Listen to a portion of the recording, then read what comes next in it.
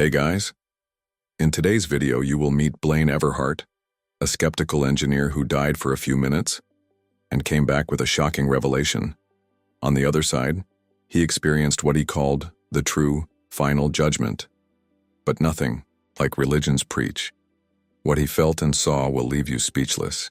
So leave your like, subscribe to the channel, activate the bell, and comment below which city you are watching this video from. Now get ready, because this story will shake everything you believe in. My name is Blaine Everhart. I was born and raised in Seattle, surrounded by constant rain, technology, and a deeply skeptical culture. My father was a physicist, my mother, an engineer. There was no room at home for faith, prayers, or anything that couldn't be measured, analyzed, or proven. Religion was seen as emotional weakness. I grew up believing that everything had a logical explanation, that the spiritual world was a comfortable fantasy for those who are afraid of the end. As a child, I remember questioning classmates at school who talked about heaven and hell. If you can't see it, it's not real, I said. I became an adult carrying this belief with pride, as a shield against what I called ignorance. I graduated in systems engineering and went to work in the clean energy sector. My life was stable, predictable, and completely controlled, from my digital alarm clock to the numbers I optimized on projects. He rarely thought about death. She was a statistic, not something I worried about, until that afternoon. I left work later than usual. It was raining, as always. I got into the car with my mind full of calculations and pending issues. I turned on the radio. I remember being in the middle of a voicemail when the world turned to sound and glass. The sound of impact was the last noise I heard. Then just darkness, but a living darkness, strangely aware. I still thought, I still felt it. But there was no body. There was no floor. I existed, but not like before. I felt something inside me scream, not in fear, but in recognition. Something was happening, something real, and for the first time in my entire rational life, I had no explanation. The impact had been violent. I was sure of that. I wasn't sure if the car had rolled over or been thrown. Everything had become jumbled lights, a sharp sound of twisting metal, and then silence. A silence so profound that it seemed to extend beyond time. There was no pain. There was no cold, no heat, no heaviness. It was as if I were suspended in nothingness, as if the world had paused and all that was left was my consciousness, floating in an empty absolute space. I tried to understand where I was. Was he dreaming? Delirious? Dead? There was no way of knowing. I didn't see my body. I couldn't hear my breathing. But you knew that existed. The sensation was strange, like being inside oneself, without flesh, without bones, and yet there was a kind of awareness more acute than anything I had ever felt before. Suddenly, a subtle uneasiness began to form in the ambient, if I can call it that. It was as if something invisible was approaching, not with footsteps, but with presence. There was no sound, there was no light, but there was a vibration that grew within me like a magnetic field. A presence that could not be seen but dominated everything. And that's when I realized I wasn't alone. This realization did not come with fear. It was like a calm breeze that touches your face before the storm. I felt a conscience, and it knew me. I saw myself from the inside out. Every memory, every thought, every choice. It wasn't intrusive. It was intimate. For a moment, I thought I was going crazy. This couldn't be real. But what scared me more than the possibility of being dead was the fact that all that it made sense. There was an inexplicable coherence in that space. I had no body, but I felt whole. There was no sound, but I listened all. And deep down, something inside me, something I had denied my entire life, whispered, "You crossed to the other side." The presence intensified like a light that came not from outside, but from within. I didn't see her with eyes because I no longer had eyes, but every part of my consciousness was flooded with her. It was as if I were made of receivers, and everyone was tuned to this indescribable frequency. Peace, love, full acceptance. That was the language.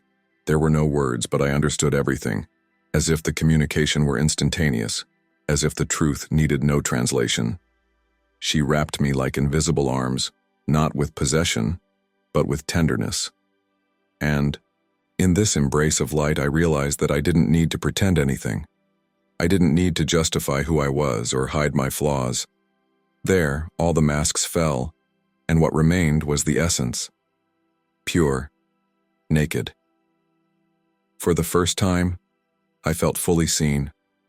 And strangely enough, it didn't hurt. There was compassion, not judgment. The presence was feminine in its energy, although it had no gender.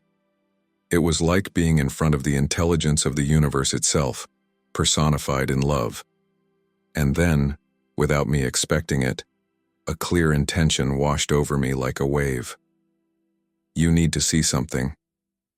It wasn't a request. It was an invitation, a calling. I didn't know what that something was, but I understood that it was important, vital, part of a greater purpose. I felt myself being carried, pulled without resistance. Not in a hurry, not in fear, but with reverence, as if he was being led by a force that knew exactly what it was doing. As we moved, even though there was no space or time as we know them, I began to feel other presences in the distance. Thousands, maybe millions. They were there too. They didn't see me, but I felt them, like points of light in an infinite field. The presence that guided me remained with me the entire time. She was the link between what I had been and what I was about to discover. And then, before me, something began to form. Not with shapes or walls, but with a vastness so immense that it seemed to contain all destinies. And there I understood. I was about to witness the truth that no logic had ever revealed to me. There was no floor, no ceiling, no horizon, and yet I was somewhere, a dimensionless space but full of meaning. In front of me, what seemed like an ocean of lights slowly pulsed, like a silent crowd. Each point, there was a soul. There was no commotion, no noise. The silence was absolute, but not the empty kind of silence. It was a reverent silence full of awareness. It was as if everyone there knew exactly where they were and why they were there. Millions of presences floated at rest, each immersed in something I did not yet understand. The divine presence at my side did not speak, but its thought pierced me like a serene arrow. This is the plan of return. Here, souls remember. Before I could react, I realized what was happening. Each of those souls was watching themselves. It was as if each individual's existence was projected before him, not as an ordinary movie, but as a complete experience. They weren't just seeing, they were feeling, living it all again. I saw familiar faces, or rather, essences that, in some way, I recognized. Some radiated light and serenity. Others seemed enveloped in a dark, dense fog, like a silent lament. I understood that darkness was not punishment, it was inner pain, repentance. Each soul was confronting the reflection of their choices. And then, the presence led me to the center. Everything around seemed to cease. A space opened up, as if time itself opened the way.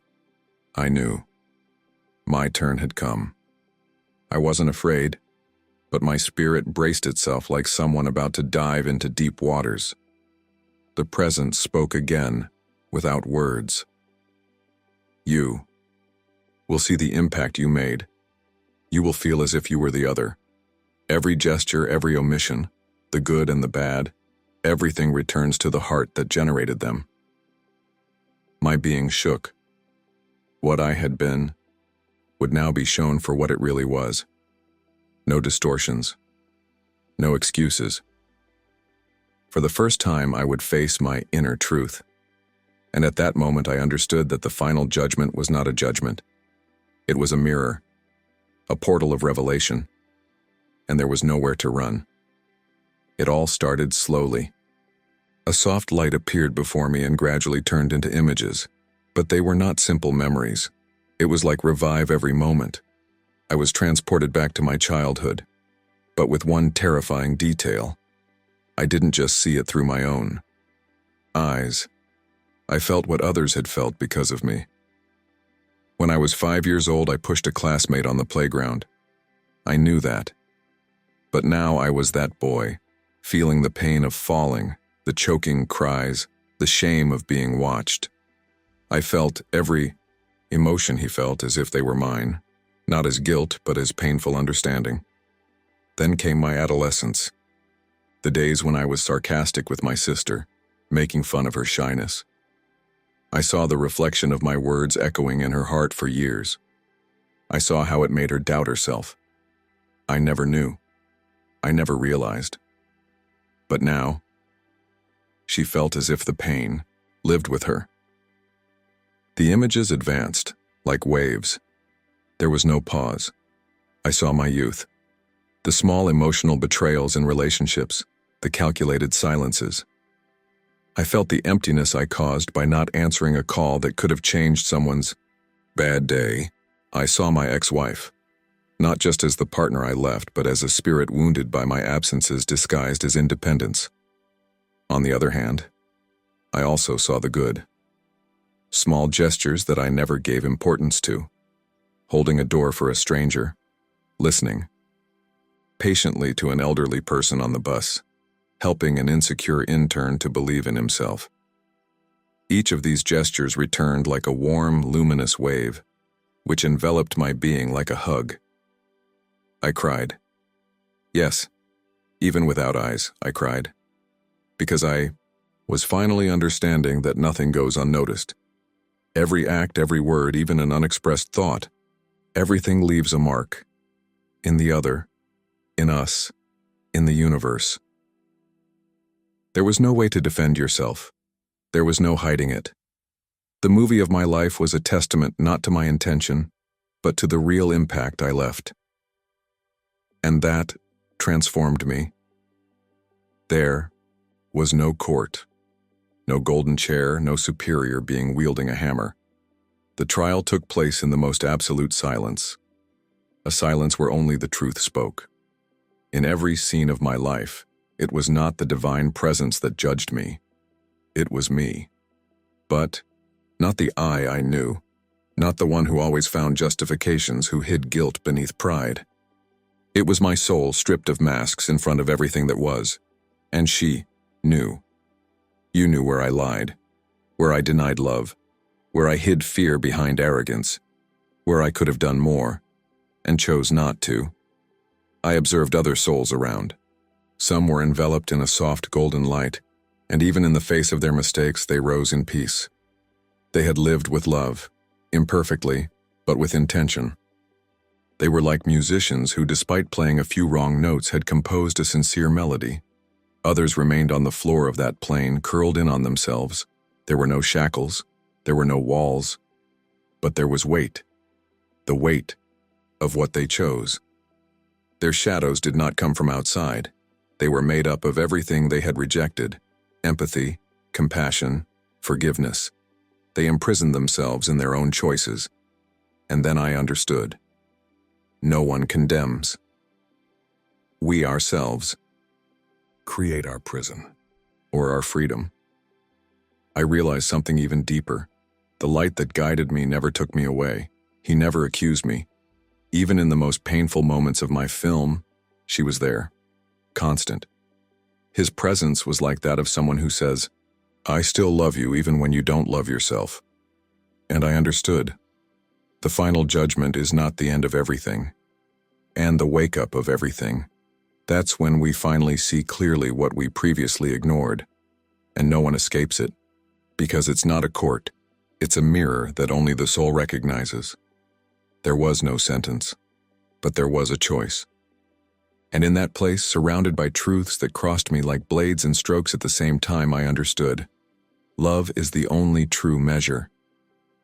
After the last scene of my life dissipated into space like stardust, I felt the divine presence approaching, again, not in a hurry, not with urgency, but with that same serenity that disarmed everything within me.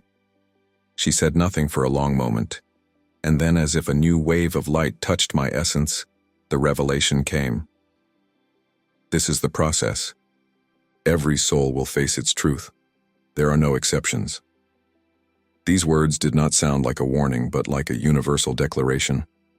There, in the place where everything is revealed, I understood something too profound to be forgotten. Judgment is not a place for punishment. It is a space where the soul recognizes itself, a return to what has always been within us but which human life so often drowns out. Light expanded around me, as if the universe itself was breathing. I was flooded with an understanding that crossed me without needing explanations. It was as if the hidden structure of spiritual reality had been revealed layer by layer. Love is the only law, the only one that counts, the only one that remains. Every action that is born from love echoes eternally.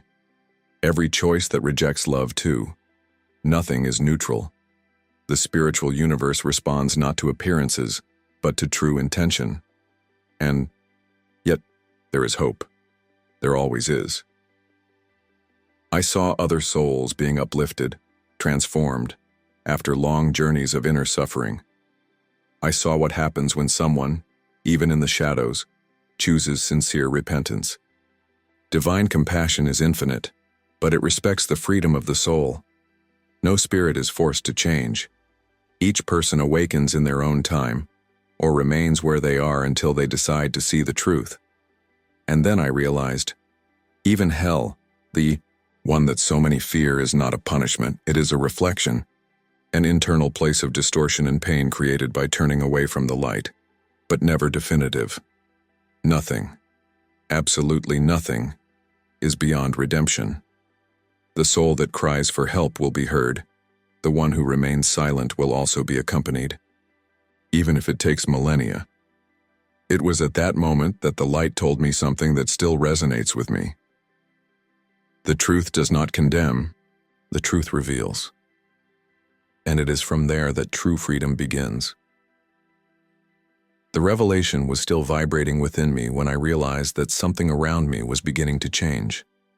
The once constant and enveloping light began to soften, as if preparing the way for a new transition. The divine presence remained there, patient. It was as if he was waiting for my acceptance, or perhaps just my complete understanding before announcing what would come next. I felt her intention reach me, a thought, as clear as a silent command. It is not your time yet, you must return. For a moment, my being contracted. To go back? But for what? I didn't want to return. There, on that plane, everything made sense. Everything had a purpose. Every sensation was pure. There, I didn't need to pretend, nor compete, nor survive. I just era. But I understand now. I can stay and continue learning here. I tried to reason with the thought, almost like a silent plea. But the answer was firm and full of love. You have been touched by the truth, but it must be taken back to the world. I hesitated, and then I saw it. I saw faces. I saw people I would still meet. I saw eyes that would one day meet mine. I saw hands being held. I saw words being spoken. I saw lives that would be affected by small gestures that I hadn't yet made. You have a mission, the presence said, and that was the only time I felt anything like instruction. Tell me what you saw. Live consciously. Help others remember. It was at that moment that I realized that the love that surrounded me there also wanted to reach those who were still in the physical world. And in some ways, I was a bridge, a channel between the two worlds. Everything around me began to dissolve. The plane of souls vanished like smoke in the wind. The light slowly retreated, like the reverse rise of a sun. And the last thing I felt was her warmth, touching my consciousness like a silent kiss. Then, without warning, I was pulled back. The return was abrupt, like falling from a great height without a body, without direction. A dry, almost painful tug. Not physical, but spiritual. And then the sound. The sound was the first thing that hit me again. Beep, beep, beep. Hurried voices. An alarm sounding. Someone shouted, "He's coming back. We have a beat." I opened my eyes, but it was like they didn't belong to me. The cold light of the hospital hurt me. My lungs burned as if they had been forcibly inflated. I choked on air, coughed, shook. Everything hurt, but nothing mattered to me. I was back, alive.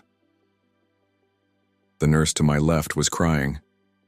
Laura, I later discovered, your name. She held me by the hand, saying, stay with me," over and over again. A doctor checked the monitors. My God, he was gone too long, someone whispered. But I just cried. Not from pain, not out of fear, but with an impact that is impossible to explain. Everything in me still vibrated with what I had seen.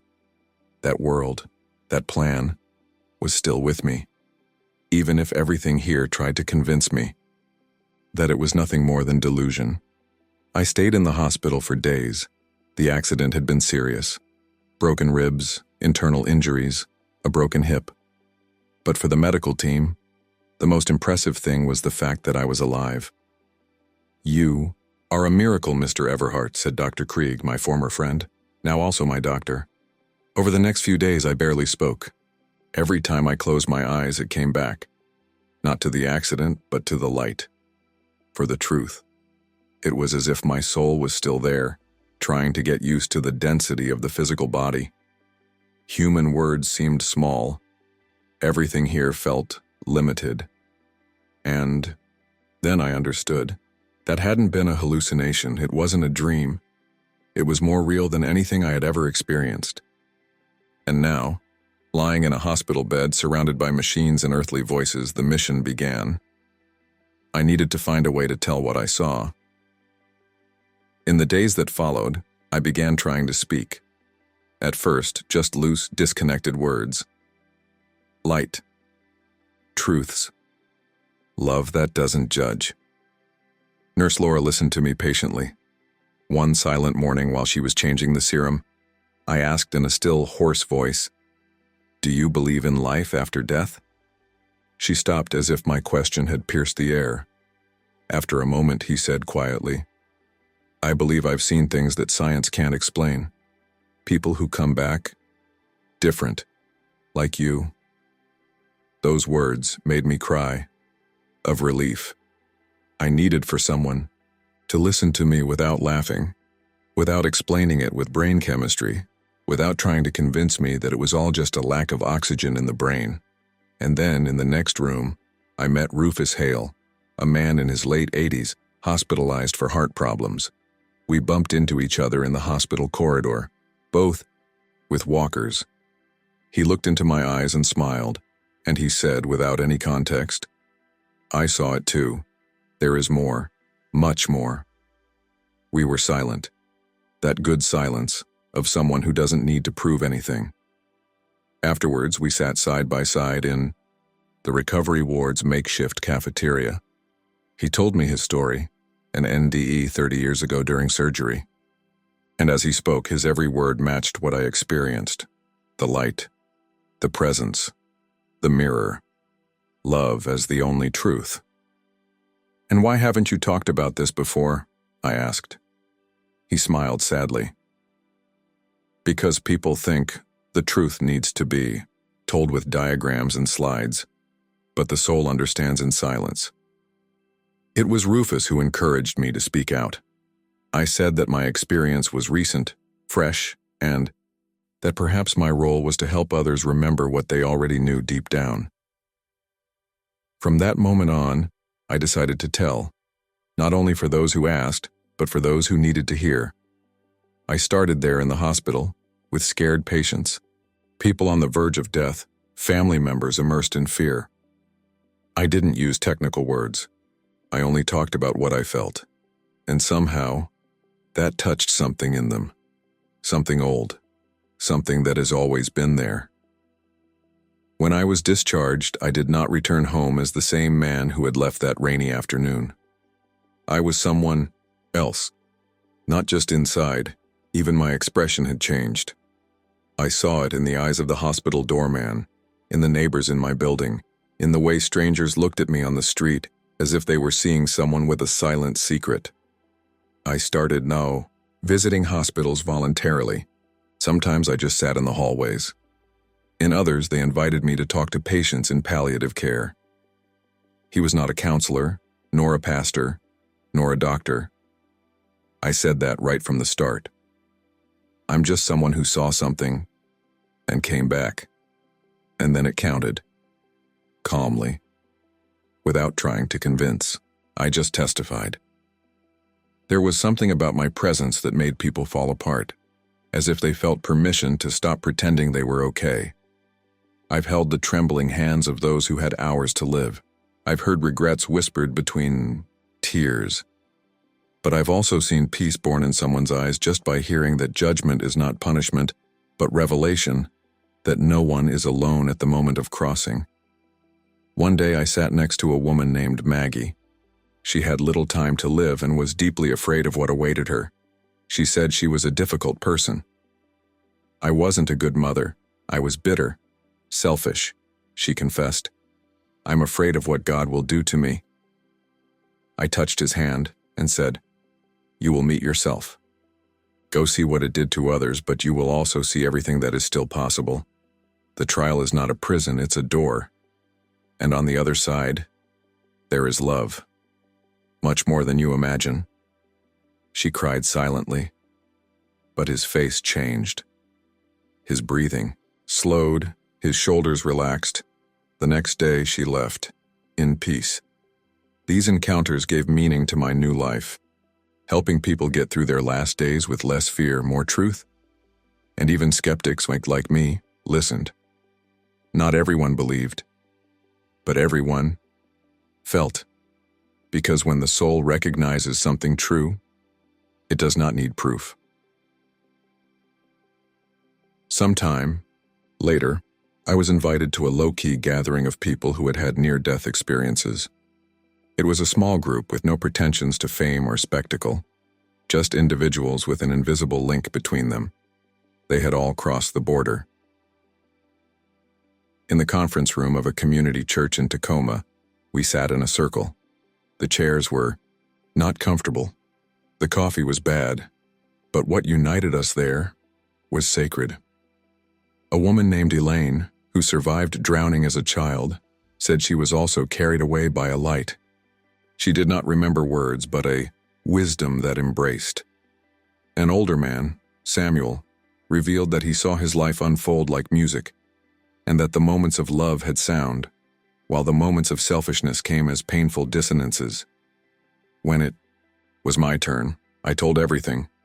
The souls gathered, the plan of revelation, judgment as a mirror, the absence of a throne, of punishment, the constant choice between light and shadow. As I spoke, I noticed eyes shining, not by surprise, but by identification. That room was full of people who had never met each other, but who carried the same truth in their souls. A truth that did not come from doctrines, but from direct experience. I realized that all of us, in different ways, are given the same mission: to remind the world that spiritual life does not begin at death. It happens now, in every gesture. After that night, something solidified in me. It wasn't just my story.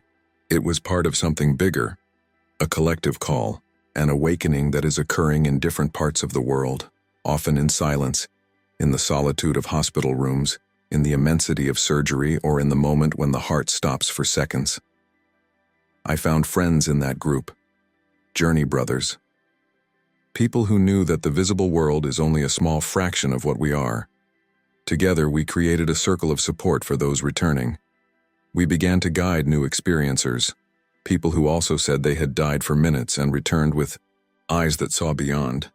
And in each of them I saw a spark, the same light that enveloped me in that place beyond time. she now shone in them too. Today, every step I take carries a weight that I previously ignored. Not the weight of guilt, but of conscience. When I wake up in the morning, before I even brush my teeth, I ask myself, what will I do today that will leave an eternal mark? Because I know that every thought shapes something. Every word has an echo. Every action remains. I went back to work for a while, but nothing made sense like before. The meetings felt empty, the goals irrelevant. It was as if I were living in a theater where everyone was acting, but no one remembered that they were really alive. I tried to fit in, but the spirit had changed too much to fit into the old mold, so I left the job. With the reluctant support of some and the incomprehension of others, I began to live more simply, but much more profoundly. I started writing, visiting homes, spiritual centers, communities. Sometimes he spoke to a room of 20 people, sometimes just for one, but on every face I saw the silent question, is all this real? And I said, it's more real than what you're playing now. I was interviewed. I invited skeptical doctors to listen to me without debate. Many refused, some cried. I saw hardened people open up. I saw skeptics admit they felt it even if they didn't understand it. I don't do this for fame. I don't want followers. I just want the message not to get lost. We are more than we believe ourselves to be. And everything we do here matters. Every gesture of kindness. Every forgiveness we offer even when it hurts.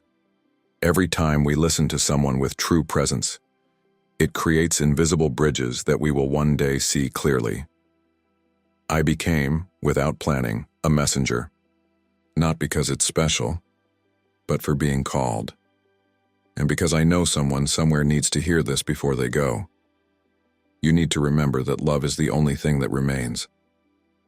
And that in the end, we will not be judged by how much we accumulate, but by how much we love. If I could leave a single message, a single sentence to echo after I leave for good, it would be this. Life is a gift, not because of how long it lasts, but because of what each second offers as a choice. Many live as if there is time to spare, as if forgiveness could wait, as if loving was optional, as if the words that hurt today were erased with time. But the truth is that everything stays, everything echoes, everything builds or hurts. Nothing is neutral. On that plane, I understood that the so-called final judgment is not a stone court with an angry God behind a table. There are no sentences. There are mirrors. Mirrors so perfect that no lie can resist in front of them. There, the soul sees. And when you see it, you feel it. And when you feel it, you decide. And this is the key. Decision. We can choose now. Right now. The past doesn't matter. It doesn't matter how much you made a mistake. What matters is what you do with what you have left. Because one day, and that day will come for everyone, you will see. You will see the child you ignored, the neighbor who didn't help, the friend who waited for a word from you. But you will also see the smiles you caused, the hands he held, the tears that dried, the moments when you chose good, even without recognition. You will see how every act of love, no matter how small, became light. Today I look people in the eye and ask myself, what will this soul feel when seeing itself again? Not with judgment, but with hope. Because there is still time, there always. Eternity does not begin after death, it's already pulsating here now in you. And the legacy we leave is not written in stone, but in the souls we sincerely touch. So, if you've come this far listening to me, I only ask you one thing. Don't wait, love now, forgive now, ask for forgiveness now, help now. Because one day, as you watch your own life, you might wish you had done this when there was still time. And there still is. If you liked this beautiful spiritual testimony, leave a like, comment on your impressions, subscribe to the channel, and don't forget to activate the notification bell. to watch each new video and help us spread this message to a greater number of people. Until next time.